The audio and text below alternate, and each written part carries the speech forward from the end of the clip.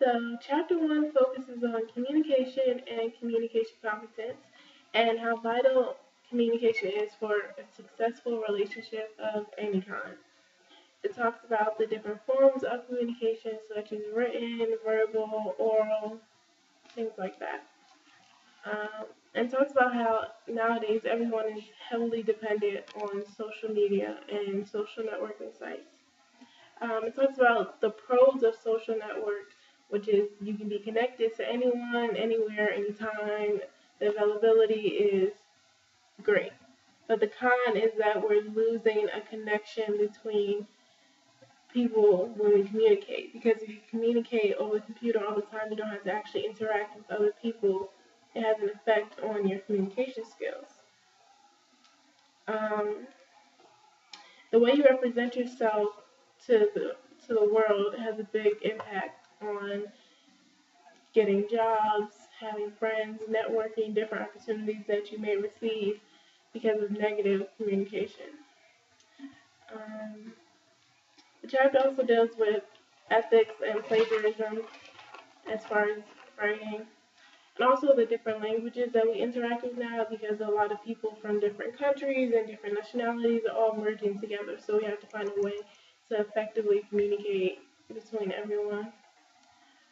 Talks about intentional and unintentional communication and how that can cause issues.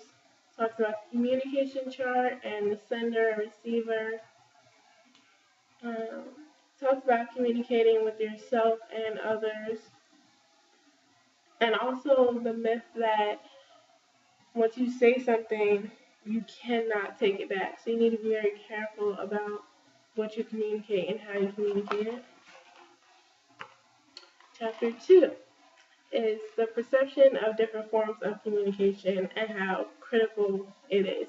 The way that you perceive something that somebody says to you or that you read has a big impact on how you respond to it.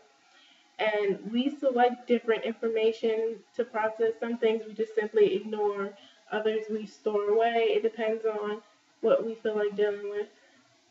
And different interpretations can be based off of the factors such as gender, your past, the culture around you, the media, family, anything that influences your opinion one way or the other.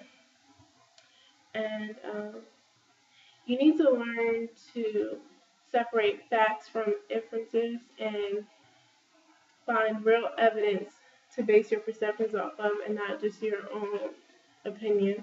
And be open to different perceptions and opinions and interpretations from other people. That way you can effectively communicate. Chapter 3, determining the differences between self-concept, self-image, and self-esteem, and how it plays a big impact on how you interact with other people. Um, Learning to communicate your values, your beliefs, and your attitudes, as well as respecting others when they communicate theirs. How others view us changes how we view ourselves, and vice versa.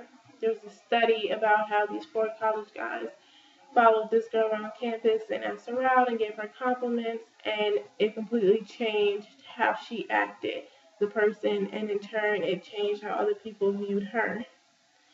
Gender also affects how we view and communicate different things because of the gender expectations that we have and different stereotypes and not necessarily things that we believe ourselves but what others have put on us. The media and the connection between body image was a big thing in the chapter about how women's views of themselves, a woman's view of herself is definitely impacted by the media and how that affects their self-esteem and self-image and self-concept. And then there was a section about identity improvement, and it listed a few steps about things that you can do to improve how you view yourself and how others view you. And that was pretty much chapters. Thank you.